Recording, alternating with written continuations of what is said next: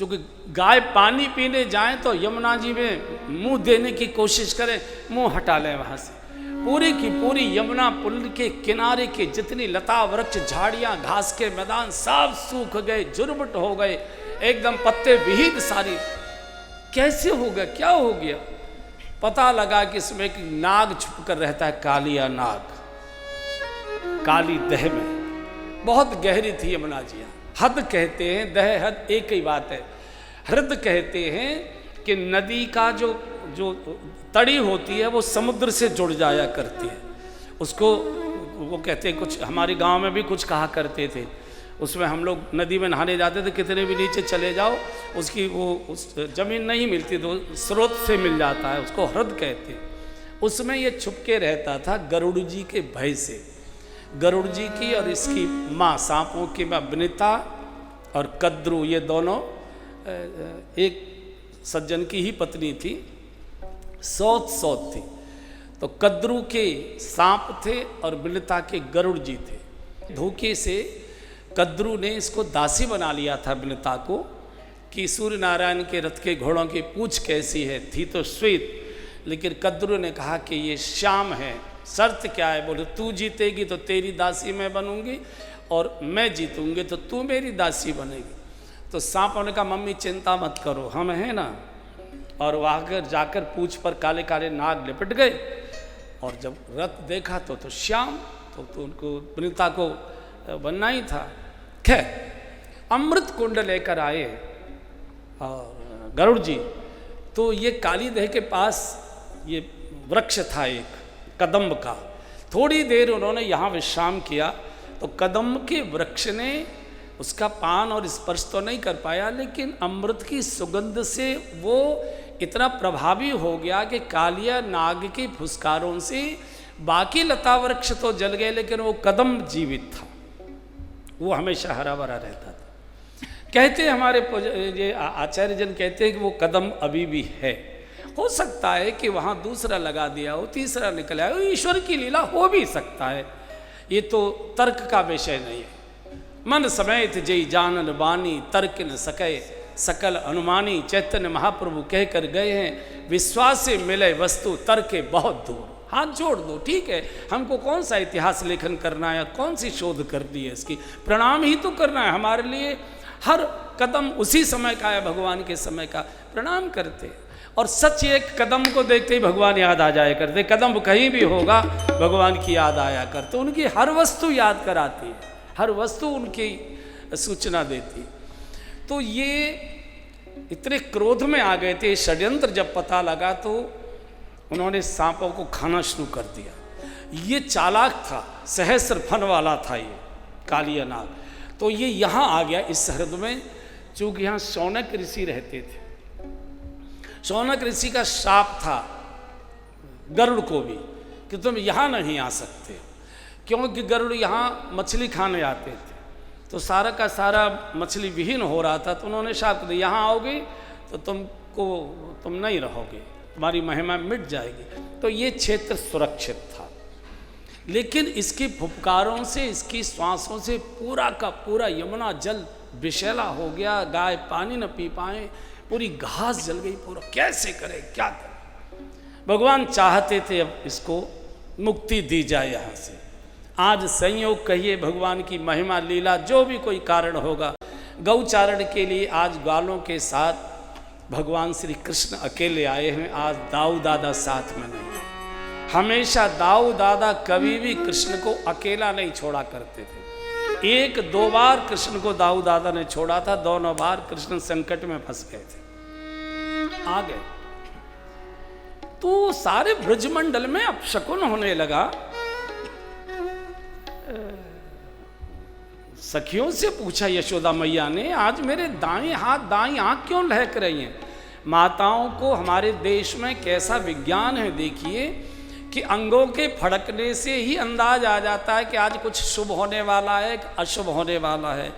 शुभ, हम संघ के प्रचारक थे, तो कभी कभी जाना होता था घर, तो हम जब घर जाते थे तो हम लोग जिया कहते थे, तो हमारी जिया का लल्ला आज मेरो बाएं पैर को अंगूठा नोच रहे हो। मैंने समझी कोई न कोई आवेगो, तू आएगो। तो माताओं को, पुरुषों को भी, पुरुषों के दायांग और माताओं के वायांग अगर हिलते फड़कते, आँख है, कान है, भुजा है, पैरों में भी कुछ होता है, तो वो उसके संकेत हुआ करते। माताओं के लिए बाएं शुभ दाएं अशुभ, पुरुषों के लिए दाएं शुभ बाएं अशुभ। तो यशोदा मैया ने सखी को कहा क्या होने जा रहा है, मेरे घर में तो सब ठीक है, आज मेरे दाएं हाथ दाएं आंख क्यों फट रही मैया, वैसे ही हो। बोले नहीं नहीं, मेरा मन घबरा रहा है, आज ब्रज की गोपियों को, ग्वालों को, ब्रजवासियों को, सबको अशुभ शकुन हो रहा है। कौओं का झुंड आ गया ऊपर झाड़ियों के ऊपर, क्या होने जा रहा है, गीत मडराने लगे, सारे अशुभ संकेत सृष्टि के अंदर प्रकट हो गए। गौचारण प्रारंभ हो गया। भगवान का आज नया खेल, तो श्री दामा बोले कन्हैया आज मैं नई गेंद खरीद के लाया हूं, आज गेंद तड़ी होगी, आज गेंद का खेल होगा। और भगवान तो चाहते ही थे। और थोड़ी देर तक तो खेल में गेंद इधर से उधर उछली, और एक बार भगवान ने ऐसी मारी कि इसको तो दामा को तो लगी नहीं, सीधी हृदय में जाके पहुंच गई यमुना। अब तो बड़ी मुश्किल, पानी जहरीला काला, यमुना का जल तभी से काला है, यानी कितना जहरीला वो प्राणी रहा होगा कि आज तक यमुना काली है। और गेंद डाल फेंक दी।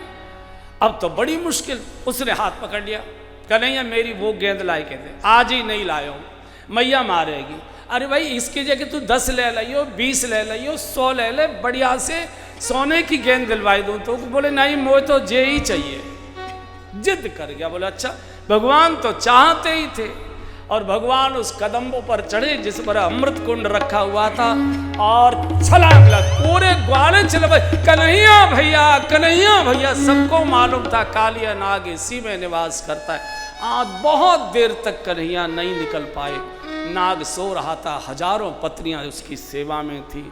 पत्नियों ने तो भगवान का दर्शन किया, हाथ जोड़े, कैसे सौभाग्य, हम जैसे विषैले लोग तो कभी प्रकट हो ही नहीं सकते। प्रभु कृपा करके हम विषलों को भी बीच में आ गए, हमको दर्शन देकर कृपा की है। ठोकर मारिए, सो रहा था ना, और जैसे ही जागा हजारों फनों से फुफकार गया, मेरी नींद तोड़ने वाला तू, लड़के कहीं के। और एकदम लपेटना शुरू किया। भगवान ने इतनी जोर से ऐंठा उसको, उसकी हड्डी तोड़ दी, लपेट तो नहीं पाए। और भगवान चढ़ गए इसके फन पर। बहुत देर कुश्ती हुई, बहुत देर कुश्ती, सब घबरा गए, सब दामा को, सब उसको गाली दे रहे हैं, तूने किया, तूने किया, अब क्या होगा, क्या होगा। ब्रज में इतना एक साथ अपशकुन हुआ। इधर जब बहुत देर कन्हैया नहीं निकले, माँ को उधर बहुत खटका हो रहा था, दौड़कर सुबल और मनसुख आ गए, यशोदा मैया, यशोदा मैया, कन्हैया भैया, क्या हुआ मेरे कन्हैया। कुछ बोल नहीं पाए। और वहां से बूढ़ी माँ लाठी के सहारे दौड़ना चाहती है, बार बार पटकी खाती है, बार बार गिरती है। सखियां गोप वाले उठा कर ला रहे, नंद बाबा दौड़ कर आ रहे, ब्रजवासी दौड़े, जो जैसे ही तैसे ही उठ धावा, बाल में धकमु संग मिला। जी जो जैसे ही तैसे ही उठ धावा, बाल में धकमु संग मिला, बाल में धकमु संग मिला। हाजी बाल में धकमु संग मिला, जी बाल में धकमु संग मिला। आज कन्हैया को क्या होगा। महिलाएं दौड़ पड़ी, दूध उबल रहे, निकलने दो, बच्चे रोते छोड़ाए, बगे चले, नंद बाबा दौड़ रहे, कन्हैया भैया, मेरा लाला, मेरा बेटा। यशोदा के रो के हाल बिगड़ गए, एकदम पड़ी पछाड़ कर धरती पर, जिंदा मार गया मुझे, जिंदा ही मार गया, मैं कैसे कन्हैया, कन्हैया कन्हैया। पूरा ब्रजमंडल रो रहा है, सब लोग दामा की ओर एकदम लाल लाल आंखें निकाल। इतने में तो देखते आ गया फनों पर नृत्य करता हुआ, जय जयकार होने लगा, देवता पुष्पों की वर्षा करने लगे, जय जयकार हुआ, काली मर्दन भगवान की जय हो। ठोकर मार मार कर मना जैसा कर दिया। क्षमा करो प्रभु, हम तो विषैले जीव हैं, आपने ही तो बनाया।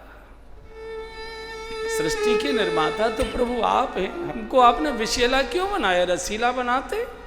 हमारा तो इस स्वभाव है, और जीव का स्वभाव है, वो स्वभाव नहीं छोड़ सकता। प्राण और प्रवृत्ति ये शरीर का धर्म है। शरीर के साथ आते हैं, शरीर के साथ रहते हैं और शरीर के साथ जाते हैं।